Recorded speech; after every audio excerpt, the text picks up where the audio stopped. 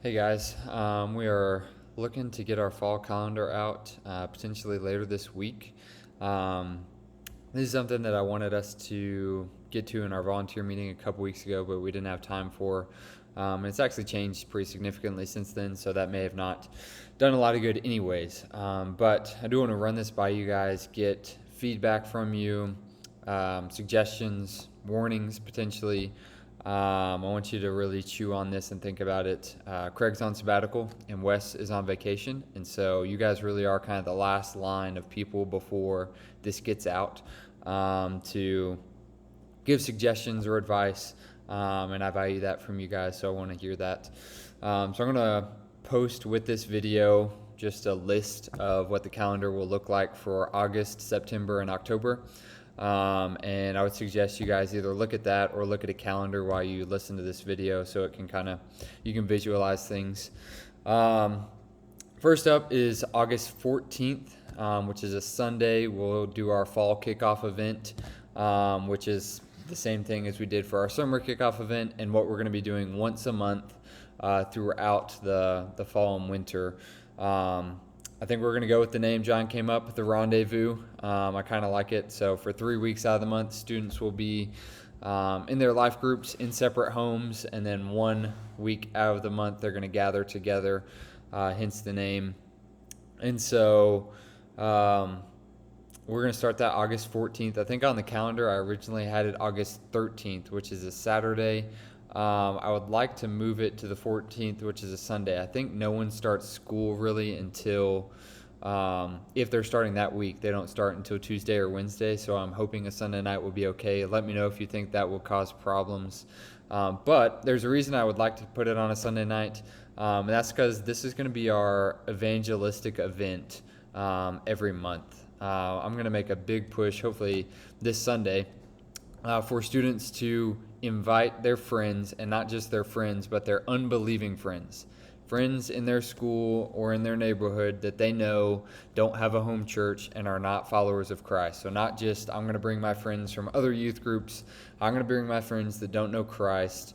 And that's the messages will be geared towards that. I think I have a good series planned that will be both beneficial for our students, but really informative and challenging to people that don't know Christ. And so that's going to be the push. Then I'm going to make a really big push for this. Give out cards for kids to give to their friends, send that out to parents as well. And that's going to be really geared towards evangelism and outreach, and give the students a big challenge to make that happen.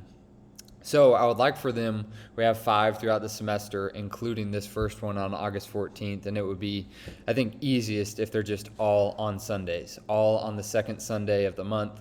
So that's the reason for moving that one day. Again, let me know if you think that's going to be a big hiccup in terms of people starting school soon after that. But that's my hope, is to have that August 14th. Then the next Sunday, August 21st, we'll kick off our life groups. I think we are going to do Sunday night life groups in 2 separate homes.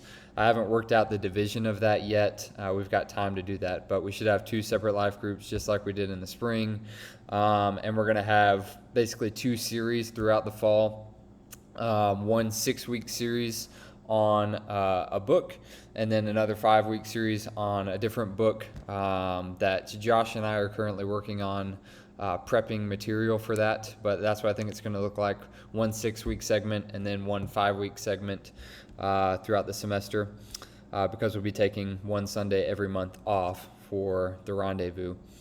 So that will start August 21st. It will be Sunday nights. Then August 24th, and I think every other Wednesday throughout the semester, Audrey and I potentially wanted to do something similar to the Meals with the Madisons that we've done this summer. We've gotten just a ton of really good feedback on that, both from students and from parents, that they love that environment, love being able to come into the home and just hang out and make friends. And it's an easy event with low planning. And so we also both love The Chosen and know a lot of people haven't seen that. And so we're thinking every other Wednesday throughout the fall to just have an easy open house event probably for 2 hours, maybe 2.5 hours. So an hour or an hour and a half of hanging out, getting to know one another, and then an hour to watch that. It would be after dinner, I think. So 6:30ish, 6 or 6:30. So students would eat before. So if we end up getting 15 students, we don't have to prepare dinner for them all, and we'll provide snacks and kind of show watching snacks for that. But that gives students that have continually been asking for a second chance to come again for a meal on Thursdays. This is kind of an easier event for us to continue that into the fall.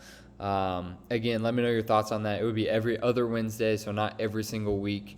And this would also give us a chance to potentially feel out Wednesday nights and availability and consistency with students and parents, to see if in the future we may want to move something, a life group or something, to Wednesday nights. So give us a double opportunity for that. And then twice throughout the semester, next on the list is potentially doing a night at the park for students and their families. So again, this would just be twice, once in September, once in October. Go to Roland Moore Park. Again, a really low preparation event. You don't have to RSVP really. Bring your family, bring your kids. We're going to have some games.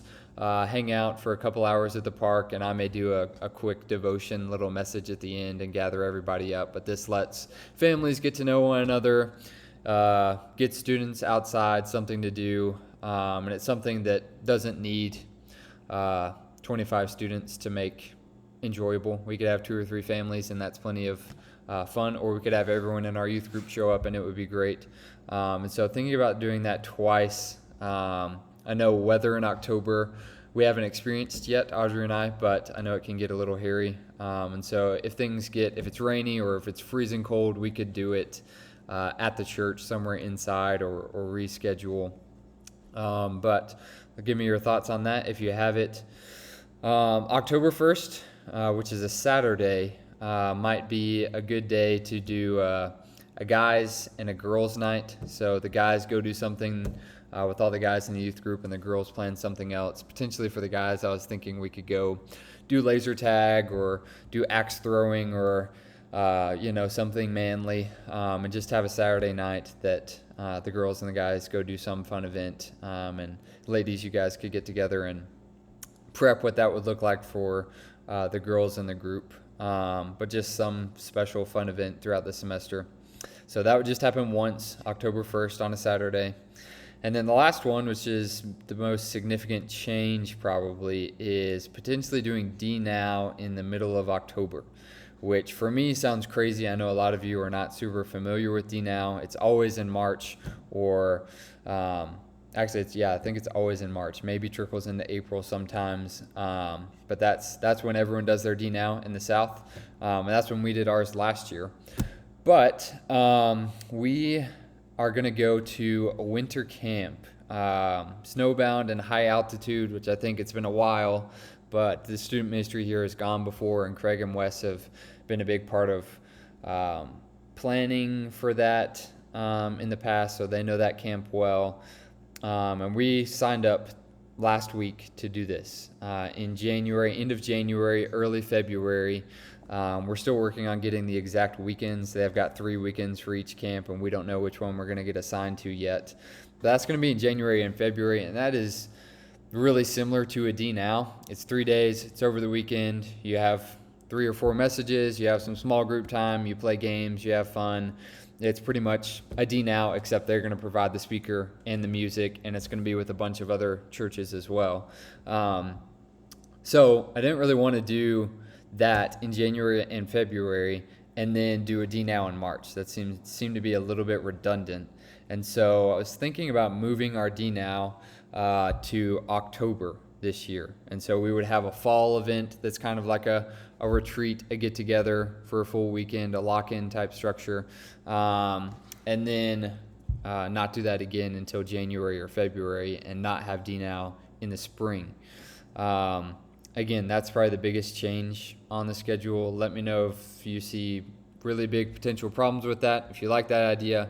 Again, we are pretty much locked in for that camp, which I think is going to be a great experience for our students, a good opportunity. And I've got a passion for them to hear other speakers besides me throughout the year. And so I wanted to find a conference or something to where we could bring them and they would get exposed to a different speaker, a different band, a different type of environment. And so I think that's our best bet. And so that's the schedule. This again would just be August, September, and October. We would work on November and December later. But please text me, email me your thoughts, your concerns, because in the next couple days this is going to be kicked into high gear. Try to prep, get advertising materials, send that out to parents, and then hopefully announce to students next Sunday. So watch this video as quick as you can, and please don't hesitate to send feedback or questions or concerns. Thanks, guys.